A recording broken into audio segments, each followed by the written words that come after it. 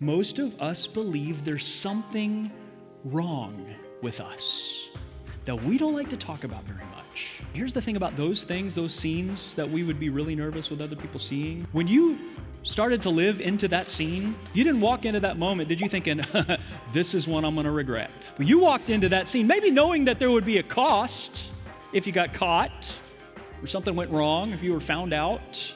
But we never really think about how much, because those things, those moments never really have a price tag on them. Romans chapter 3, maybe you're familiar with it, says that we're all in the same boat. All have sinned and fall short of the glory of God. So if we're going to have any hope for hope, when it comes to our guilt, there's going to have to be divine intervention. Sometimes we think, when it comes to guilt and shame, it ought to be easy for God to just forgive it.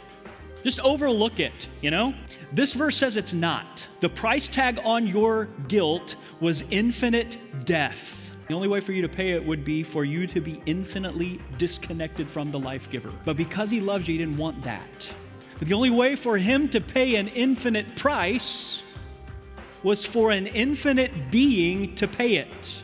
That's why Jesus died. Covered that last week. But here's the question for this morning. How do you know it worked?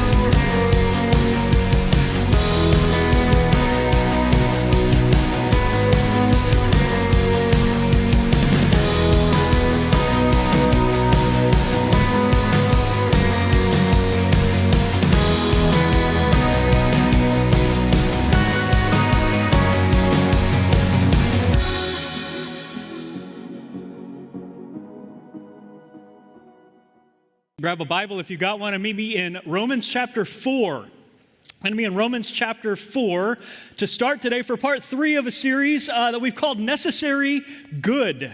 This is part 3 of the series, so if you're just hopping into the series, here's the whole idea behind it. We've said most of us have a category for necessary evil. Things in our lives that we despise, but we just have to put up with because of the world that we live in or the life that we live in the world that we put in up with. We just know there are necessary evils in the world, and it's not hard to come up with a list. In fact, we crowdsourced a list on Facebook, and in just a couple of hours, more than 120 things you all came up with as necessary evil. Everything from laundry to chemotherapy. Not hard to come up with a list of things like that. I asked the Freeland kids at the dinner table, and just without skipping a beat, one of them said middle school, and one of them said toilet paper, which is pretty on brand for dinner time conversations at the Freeland house. Not hard to come up with a list of things that are necessary evils in the world, but what about necessary goods? That's a harder list to generate, isn't it? So that's what the series is about.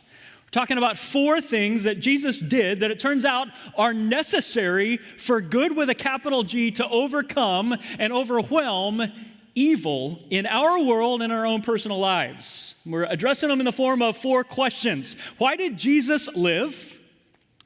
Why did Jesus die? Why did Jesus rise? And why did Jesus leave? Why did he live? Why did he die? Why did he rise? Why did he leave? This week we're on the 3rd one, talking about resurrection, which I don't know about you, it feels like we just talked about a few weeks ago. Yeah? So I just asked our team, maybe we could just hit the rewind button and hit play again and do that one more time. And they didn't feel like that was a great idea. Felt like we had to do it again. So that's what we're going to do. If you were here for Easter, on Easter we tried to cover the question, did Jesus rise from the dead? And that's an important question. In fact, one of the most important questions that you'll ever answer in this world. And what we said back on Easter is that when it comes to the empty grave outside the city of Jerusalem that Jesus' deceased body had been placed into, there is as much historical, verifiable evidence that there was an empty grave outside of Jerusalem on Sunday morning where Jesus' body once was than there is for virtually any other historical fact of modern or ancient history. But not just that resurrection is the most intellectually credible explanation for the empty grave. I'm not trying to be glib or dismissive. I just can't find an explanation for the empty grave that takes less faith than that Jesus rose from the dead. That's literally a message for another day. We did that one on Easter, so you can go back and check that out if you want. This week, I want to ask the question, why? We said at Easter, if Jesus didn't rise from the dead, nothing else he said matters any more than another person to live and say some stuff and die. But if he did rise from the dead, everything he said matters infinitely more than any other person to live and say stuff and die. Resurrection changes everything. So the question today is, what does it change? And specifically, why is it necessary for good with a capital G to come into our world or our individual lives? So here's the roadmap. Today I want to talk about guilt and shame. I want to talk about power and control. And I want to talk about fear and hope. Guilt and shame, power and control, and fear and hope. And we'll get to the good with a capital G, but we have to start with guilt. It's a hard place to start for a bunch of us. The truth is, most of us feel like we're basically good people at our core. I mean, we're generally good people. We mess up from time to time, but on a cosmic scale, we feel like we're pretty good. When we see God, when we meet our Maker, most of us and most of the people that we live around expect that encounter to go okay for us. I mean, after all, why wouldn't it? Most of us believe that we're better than most, and better than most is going to be good enough. And most of us believe there's something wrong with us that we don't like to talk about very much. We have this deep, inescapable sense that if we were put on trial, we'd be found guilty. Even if it's tough for us to put our finger on exactly what it is we feel like we'd be found guilty of. Secretly, most of us have this sense that there's something about us that's not acceptable. So we've got to prove that we're worthy. We got to prove that we're valuable, to prove that we're lovable, to prove that we're innocent to the people around us, even though we have this deep sense that we're not okay. To say it another way, if I told you this morning that we'd come up with a new technology that would allow us to rewind and then replay your entire life story up here on the screen for everyone in the auditorium to watch today, what's your first reaction? Universally, it's not, oh, good. It's, oh, God. Even those of us that feel like we're better than most wouldn't be very comfortable with everyone seeing everything about our story. See what I mean? And here's the thing about those things, those scenes that we would be really nervous with other people seeing. Just take one of them. When you started to live into that scene, you didn't walk into that moment, did you, thinking, this is one I'm going to regret? But you walked into that scene, maybe knowing that there would be a cost if you got caught or something went wrong, if you were found out. But we never really think about how much, because those things, those moments never really have a price tag on them. So we just did in those moments what we normally do with things that we don't need but really want, that don't have a price tag on them. We underestimate what they'll cost. We overvalue what they're worth, and we just throw them in the cart and decide we'll figure out how to pay for them later. That gets us to Romans. Bad news is, Paul says, all of those things have a price, even if they didn't have a price tag. And it turns out they're all on sale for the same price. All they cost is our future.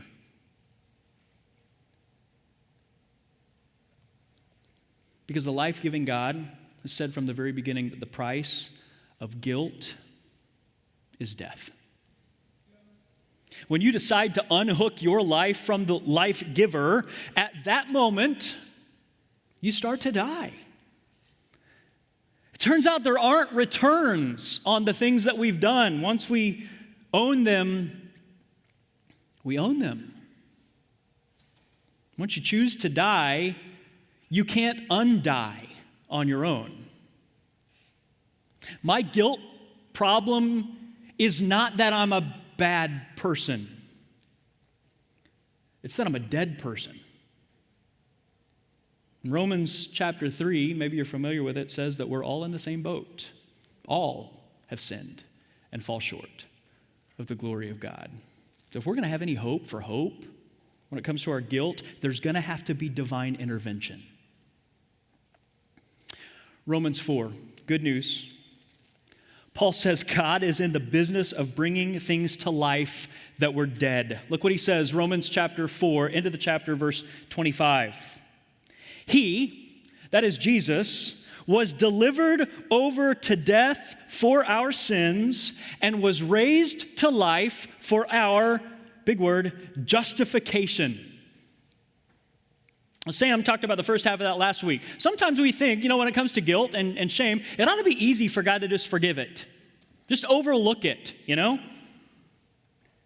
This verse says it's not. This verse says that forgiveness of your guilt and my guilt cost God more than anything else in eternity ever cost him. The price tag on your guilt was infinite death. The only way for you to pay it would be for you to be infinitely disconnected from the life giver. But because he loves you, he didn't want that. But the only way for him to pay an infinite price was for an infinite being to pay it. That's why Jesus died. Covered that last week. But here's the question for this morning. How do you know it worked? What's the difference between Jesus' promise of forgiveness and every other religion's promise to make you okay when you meet your Maker? That's where the word justification is so important. Have you ever had that moment where you're at a store, you walking out the store and carrying your bags and the alarm goes off? Everyone looks at you with those condescending, judging eyes. The manager comes over, the security guards come over. They say, sir, ma'am, can I look in the bag? Especially with young kids, that's a terrifying moment, isn't it? Because there's always a chance that someone threw something in the bag on the way along and you didn't see it. You're always holding your breath, even if you're pretty sure you're good. You know my love for Costco. They're the worst at that. Like they station a judge at the door. They make you stop and they look into your cart with suspicion. So imagine how this works. I get to the Costco door and I've gone all out. And I meet the judge at the door, and there in my cart or on my cart, I've got a TV. I mean, they always have those right there when you walk in. I picked one of those up. TV. Got a new one. I got one of those massaging chairs that I want. I saw those in there the other day. Those are awesome, right? Not the cheap ones. They're there. The expensive ones. The cheap ones kind of they attack you when you sit down. And I don't want one of those. I want one of the space age ones, the expensive ones, the really nice ones. It's on my cart. I've got it there at the door with the judge. Not only that, I got some steaks for dinner, brisket, upgraded from choice. I got the prime ones. All kinds of stuff there. The cart's all the way loaded. And I get to the front door, and the judge is standing there, and it turns out I didn't pay for any of it. How's that going to go for me? But what if I say to the judge standing at the door, oh, no, we're good. I don't have as much as the guy behind me. I don't have as much as most of the people in this store. What if I tell the judge standing at the door, oh, it's cool. I think my buddy paid for it. No dice. What do I need? I need justification. I need a receipt. I need something that says the price was paid. He's free to go. You see what Paul says here? Resurrection is the receipt of payment. It's God's way of saying your guilt is paid for. You're free to go.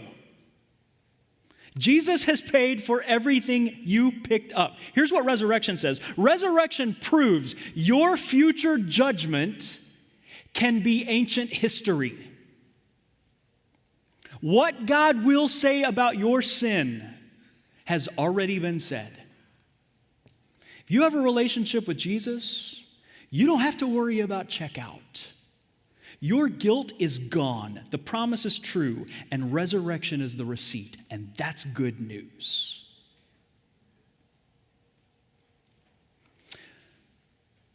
But what if we're not just talking about our past? What if we're talking about current events? What if you find yourself stuck in a pattern of behavior that's not just in the past, it's in the present, stuff that keeps coming up, and you can't get power over it. You can't get control of it.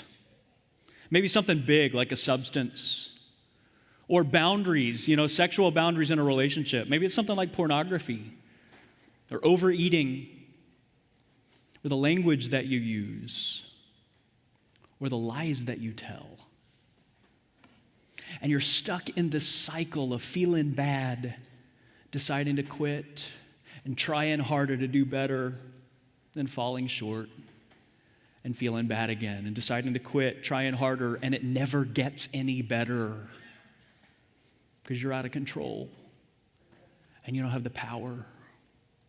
Listen to this quote. See if this doesn't sound like you. The things I want to do, I don't do. The things I do, I hate. For I have the desire to do what's good, but I cannot carry it out. I do not do the good that I want to do, but the bad stuff I want to do, that stuff I keep on doing. Is there hope for hope when that's your story? The story of somebody that you love? Well, the good news is those are actually Paul's words describing Paul's life. But Romans 6, you can turn there if you want to. Romans 6 tells us where he's finding hope for good with a capital G in the present tense. Look what he says, Romans chapter 6, beginning in verse 1. He says, what shall we say then? Shall we go on sinning so that grace may increase? Now that we've got the receipt, shouldn't we just go full supermarket sweep? Verse 2, by no means. We are those who have died to sin. How can we live in it any longer? So Paul sets this whole section up like life is a battle between two opposing kings, good with a capital G and evil. Life ever feel that way? One of the kings seeks to kill your hope, and one of them seeks to give you life and bring you good. But remember, infinite death is already on your account, and you've got the receipt, right? So think about this. The IRS does not come after dead people, do they? They may come after the living relatives of people who have died, but the IRS doesn't come after dead people. Think about guilt. Warrants aren't served in cemeteries. Paul's saying when Jesus' death got credited to your account, evil lost its claim on your life. Who you were is gone. You have a brand new identity. So July the 17th, 2004, a young woman walked down a church aisle towards me as Carrie Williams. through the power invested in him by the law. At the end of the ceremony, the pastor proclaimed that she was no longer who she used to be, and neither was I.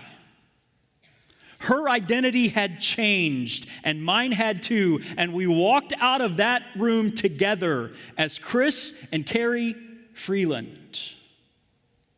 My name became her name. My family became her family. But check it out. My baggage became her baggage. Some of you live that.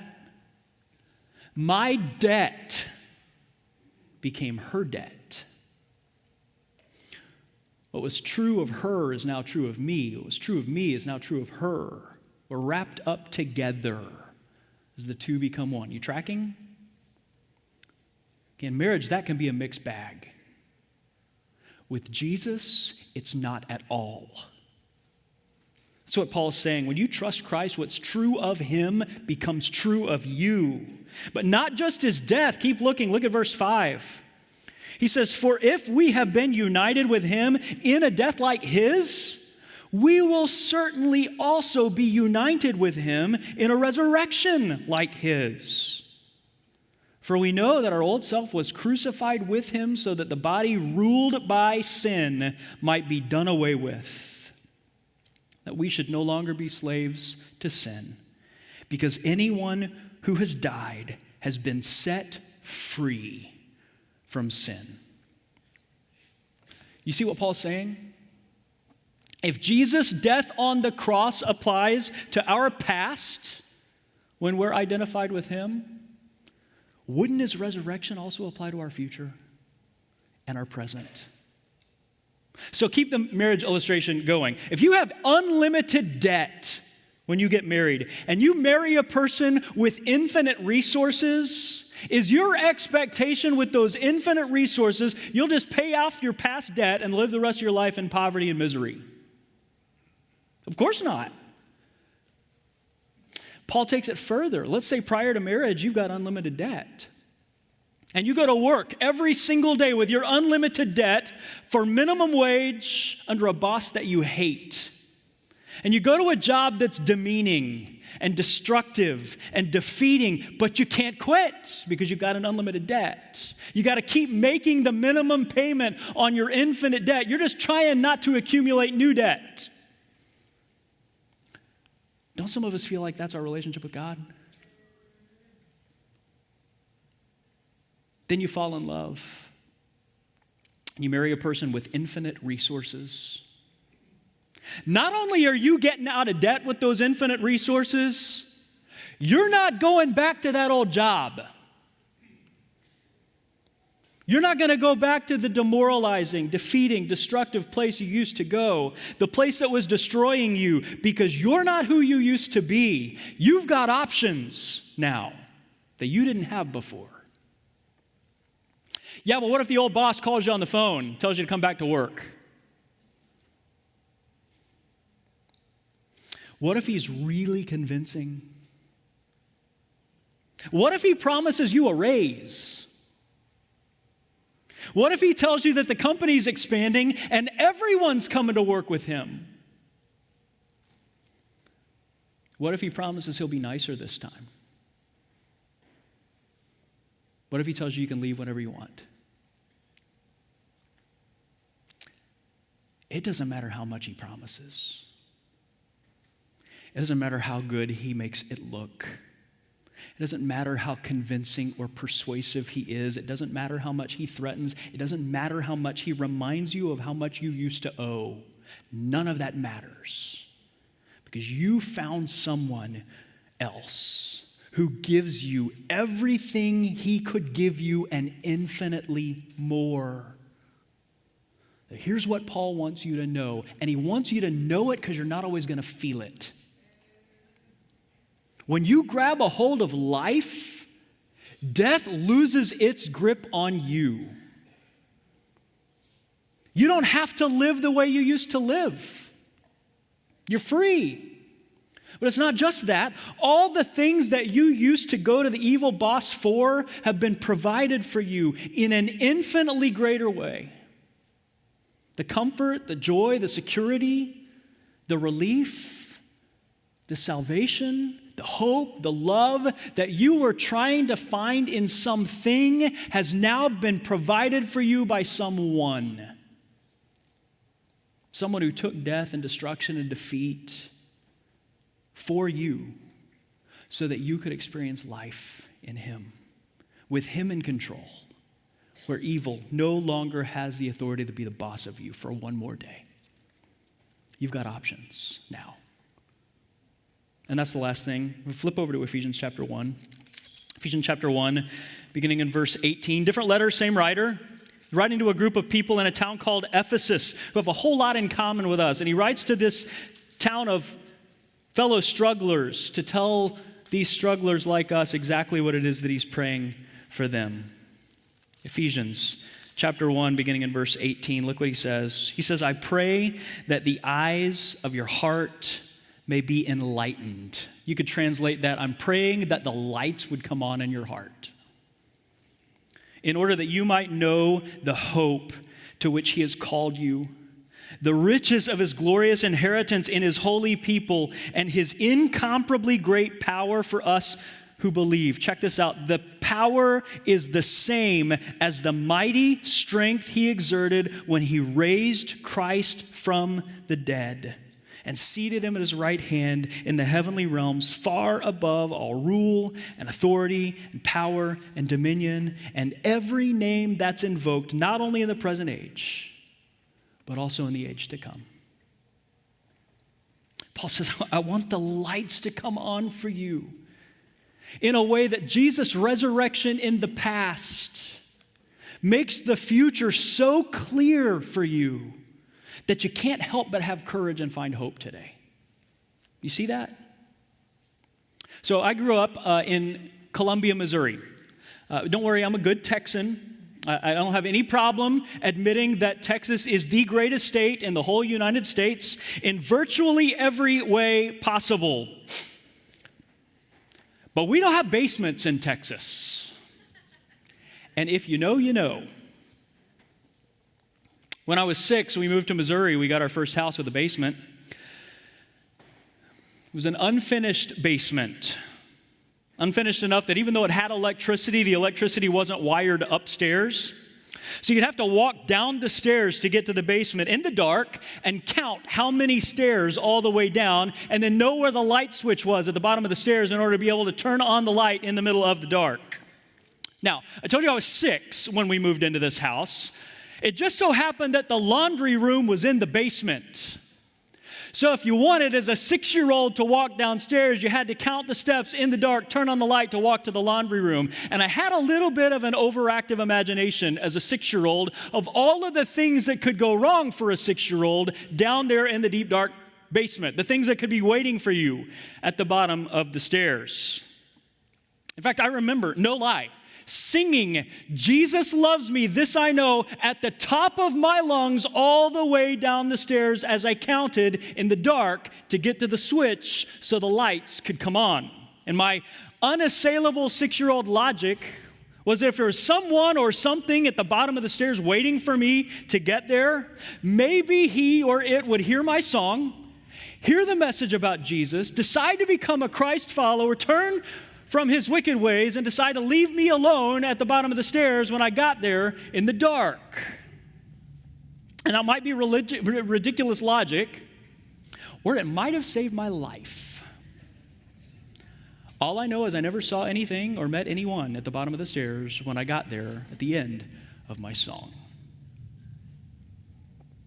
It's funny when it's a 30-year-old story about me.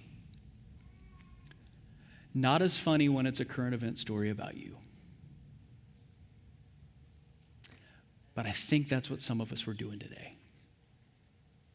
Singing, yes, Jesus loves me, at the top of our lungs for everyone to hear, while inside we're scared to death of the dark.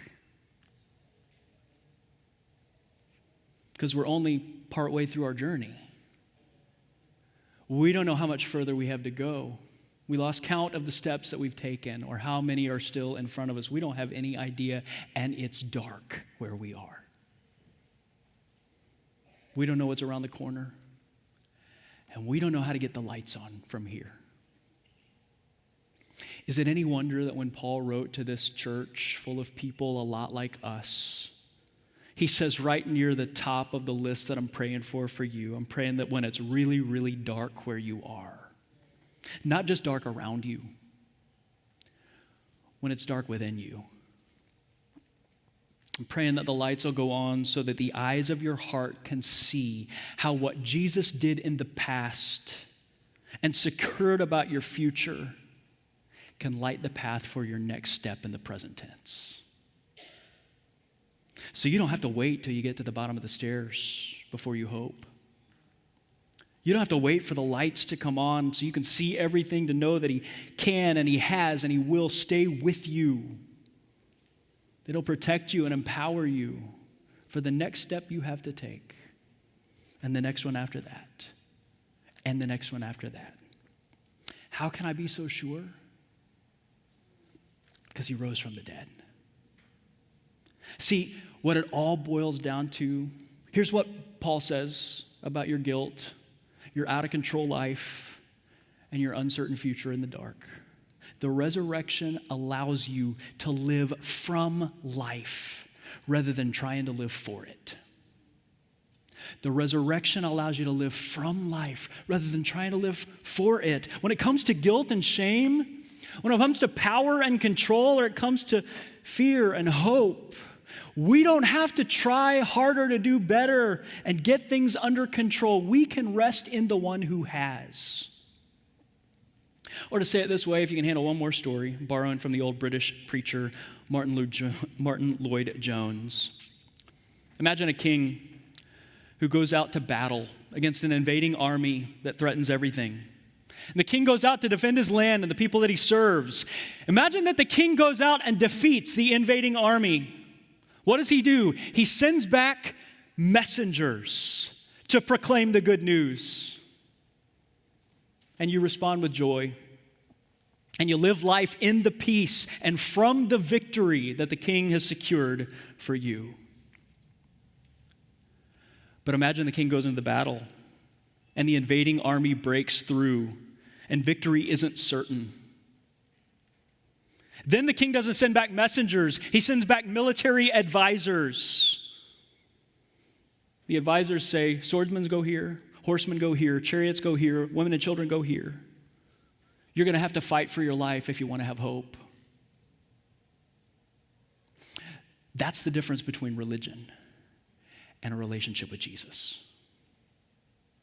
Every other religion sends back advisors. They say if you want a future that's good with a capital G, you're going to have to fight for your life. Jesus sends out messengers to proclaim our King has conquered death. The guilt and the grip of evil, he's done it, and he's got the receipt. And if you want to live in it, you can live from it. There can be freedom from your past and power for your present and hope for every day in the future because Jesus has risen from the dead. And I want to make sure you know. Would you bow your head with me? It's possible you've come to this moment and you've been living hard for life. Trying hard to quit the bad stuff and do the good stuff and hoping that at the end of the day it'll outweigh the bad and you'll find a loophole when you meet your maker. And yet the guilt is still there. You still feel out of control and you wonder if there's hope. The good news for you today is because Jesus has risen from the dead, there can be hope for you. And he's already paid for it and offers it to you as a gift. And right where you sit, you can receive a gift that Jesus secured for you. And it may be as simple as just telling him in the privacy of your own heart in your own words, Lord, I've tried to be religious, fighting for my life. But today I believe that Jesus died for me and rose from the dead to secure it. And I can live with future and hope and peace because from here on out I'm trusting his word about my life. It's possible some of us received that gift a long time ago. I think one of the great lies of the enemy is to take people with a secure eternity and talk them into going back to work for him. Not just by doing overt evil, sometimes that, but sometimes by trading in life for Jesus with religion about Jesus that's lived entirely apart from him. And perhaps that's the step for some of you today. So go back to the message that you believed at the beginning and to return your life to his hands. Lord, whatever step it is that we have to take today, Lord, for our guilt, for an out-of-control life, or the fear that we have for the future or our future, Lord, would you let us be people who rest and who walk in hope of a resurrection? That we would find our life and live our life from the life that's already been given to us with every step we take from here, with the lights on and our eyes wide open and full of hope because of Jesus. In his name we pray. Amen. Hey, thanks for watching. If something you heard resonated with you today, we would love to connect with you. Visit doxology.church/connect or leave a comment below. And if you enjoyed today's message and you want to see more, make sure you give this video a like and subscribe to our channel so you don't miss any new videos.